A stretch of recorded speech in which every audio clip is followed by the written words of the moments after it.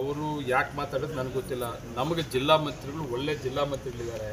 ಇವತ್ತು ಆ ಜಿಲ್ಲಾ ಮಂತ್ರಿಗಳು ಇರೋದ್ರಿಂದನೇ ನಾವು ನೆಮ್ಮದಿಯಾಗಿ ನಮ್ಮ ಕ್ಷೇತ್ರಕ್ಕೆ ಏನೇನು ಅನುದಾನಗಳು ಬೇಕೋ ಮುಖ್ಯಮಂತ್ರಿಗಳ ಮುಖಾಂತರ ನಮ್ಮ ಜಿಲ್ಲಾ ಮಂತ್ರಿಗಳು ಕರ್ಕೊಂಡು ಮುಖ್ಯಮಂತ್ರಿಗಳ ಮುಖಾಂತರ ನಾವು ತಗೊಂತಾ ಇದ್ದೀವಿ. ನಮ್ಮ ಜಿಲ್ಲಾ ಮಂತ್ರಿಗಳದ್ದು ಬದಲಾವಣೆ ಆಗಬೇಕು ಅನ್ನೋ ಒಂದು ಇದು ನಮಗಿಲ್ಲ. ಅವ್ರು ಯಾಕೆ ಹೇಳಿದ್ರು ನನಗೆ ಗೊತ್ತಿಲ್ಲ. ಉದ್ದೇಶ ಏನಂತಂದರೆ ನಮ್ಮ ಮಾಲೂರಿಗೆ ಸುಮಾರು 2,500 ಕೋಟಿಗಿಂತ ಹೆಚ್ಚಿಗೆ ನಮ್ಮ ಸರ್ಕಾರ ಬಂದ ಮೇಲೆ ಫ್ಲೇವರ್ ಆಗಿರ್ಬೋದು, 4 ಲೈನ್ ಆಗಿರ್ಬೋದು, ಬಸ್ ಸ್ಟ್ಯಾಂಡ್ ಆಗಿರ್ಬೋದು, ಮಾಲೂರು ಕೆರೆ ಆಗಿರ್ಬೋದು, ಮಾಲೂರು ಹಾಸ್ಪಿಟಲ್ ಆಗಿರ್ಬೋದು, ಮತ್ತು ಮಾಸ್ತಿ ವೆಂಕಟೇಶ್ವರ ವಸತಿ ಶಾಲೆ ಆಗಿರ್ಬೋದು, ಮತ್ತು ಹೈಟೆಕ್ ಕಾಲೇಜ್ ಆಗಿರ್ಬೋದು, ಸುಮಾರು ಗುದ್ದಲಿ ಪೂಜೆ ಮತ್ತು ಉದ್ಘಾಟನೆ ಆಗಿದೆ. ಅದರ ಜೊತೆಗೆ ಸುಮಾರು 15,000 ಜನಕ್ಕೆ ಹಕ್ಕುಪತ್ರ ಕೊಡೋಂಥದ್ದು ಒಂದು ಕಾರ್ಯಕ್ರಮ ಆಯೋಜನೆ ಮಾಡಿದ್ವಿ. ಈಗಾಗಲೇ ಮಾಲೂರು ಟೌನಲ್ಲಿ 1,000 ಜನಕ್ಕೆ ನಿವೇಶನ ರಹಿತ ಫಲಾನುಭವಿಗಳು ಆಯ್ಕೆ ಮಾಡಿದ್ವಿ. ಅವರಿಗೆ ಹಕ್ಕುಪತ್ರ ಕೊಡೋಂಥದ್ದು ಫೈನಲ್ ಆಗಿದೆ. ಸುಮಾರು 38 ಎಕರೆ ಮಂಜೂರು ಮಾಡಿಕೊಂಡು ಈಗಾಗಲೇ ಅದು ಕೂಡ ರೆಡಿ ಆಗಿದೆ. 28 ಗ್ರಾಮ ಪಂಚಾಯತಿಗಳಿಂದ ನಾವು ನಿವೇಶನ ರಹಿತ ಪಟ್ಟಿಯನ್ನು ಕಾಲ್ ಮಾಡಿದ್ವಿ. ಅದಕ್ಕೆ 14,500 ಅಪ್ಲಿಕೇಶನ್ಸ್ ಬಂದಿದೆ. ಅದು ಸ್ಕೂಟ್ನಿ ಆಗ್ತಾಯಿದೆ. ಇವತ್ತು ಫೈನಲ್ ಒಂದು ಮೀಟಿಂಗ್ ಇದೆ. ಎಷ್ಟು ಆ ಸ್ಕೂಟ್ನಿನಲ್ಲಿ ಅಪ್ಲಿಕೇಶನ್ಸು ಎಲಿಜಿಬಲ್ ಇದೆ ನೋಡಿಕೊಂಡು ಮುಖ್ಯಮಂತ್ರಿಗಳು ನನ್ನ ಪ್ರಕಾರ ಇನ್ನು 1.5 ರಿಂದ 2 ತಿಂಗಳು ಒಳಗಡೆ ಬರ್ತಾರೆ. ಅಷ್ಟರಲ್ಲಿ ಹಕ್ಕುಪತ್ರಗಳು ಕೊಡಬೇಕು. ಮತ್ತು ಉದ್ಘಾಟನೆ ಮತ್ತು ಗುದ್ದಲಿ ಪೂಜೆ ಎರಡೂ ಕೂಡ ಮಾಡೋಂಥದ್ದು. ಅದಕ್ಕೆ ನನಗೆ ಮೊದಲೇ ಬೋರ್ಡ್ ಮೀಟಿಂಗ್ ಫಿಕ್ಸ್ ಆಗಿಬಿಟ್ಟಿತ್ತು. ನನಗೆ ಏನೋ ಬೋರ್ಡ್ ನಮ್ಮ ಡೈರಿನೇ ಮೀಟಿಂಗ್ ಫಿಕ್ಸ್ ಆಗಿತ್ತು.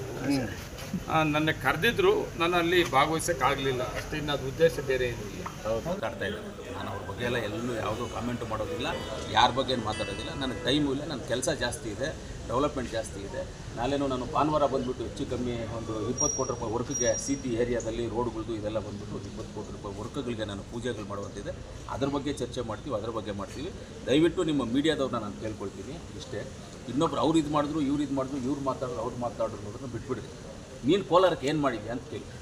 ಕೋಲಾರಕ್ಕೆ ಏನು ಮಾಡಿದ್ಯಾ, ನೀನು ಕೊಡುಗೆ ಏನು ಅಂತ ಕೇಳಿ. ನಮ್ಮನ್ನೊಂದ್ಸಲಿ ಮೀಟಿಂಗ್ ಕರೆದಾಗ ಹೇಳಿದ್ರು, ನಮ್ಮ ಸುರ್ಜೇವಾಲಾ ಸಾಹೇಬರು ಮೀಟಿಂಗ್ ಕರೆದಿದ್ದು. ನಾವೇನೋ ತುಂಬ ಏನೋ ಮಾಡ್ಬಿಡ್ತಾರಪ್ಪ ಏನೋ ಅಂತ ನಾವು ಭಯ ಪಟ್ಕೊಂಡು ಹೋದ್ವಿ. ಒಳಗಡೆ ಹೋಗಿದ ತಕ್ಷಣ ಒಂದು ಕೋಲಾರ ಜನ ನಿನ್ಗೆ ಆಶೀರ್ವಾದ ಮಾಡಿದಾರಲ್ಲಪ್ಪ, ನಿನ್ನ ಕೊಡುಗೆ ಏನು ಕೋಲಾರ್ಗೆ ಅಂತ ಕೇಳ್ಬಿಟ್ಟು. ಒಳ್ಳೆ ಮಾತು ಕೆಟ್ಟ ಮಾತು, ಒಳ್ಳೆ ಮಾತಲ್ವಾ?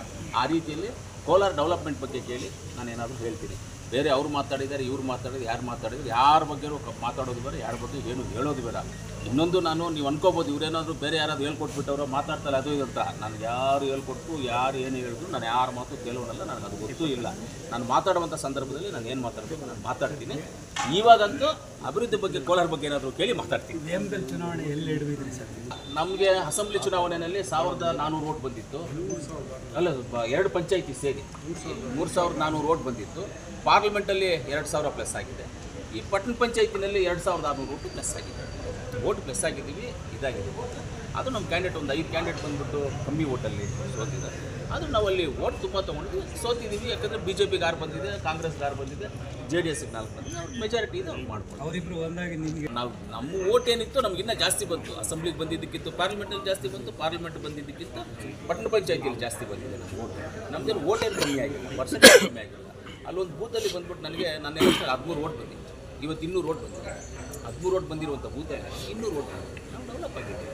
ಅಂದರೆ ಅವ್ರಿಗೆ ಮೆಜಾರಿಟಿ ಬಂದಿದೆ, ಅವ್ರಿಬ್ಬರಿಗೂ ಸೇರಿ ಮೆಜಾರಿಟಿ ಬಂದಿದೆ. ಸಂತೋಷ ಮಾಡಿ. ಈ ಚುನಾವಣೆ ಜಿಲ್ಲೆಯಲ್ಲಿ ಮುಂದಿನ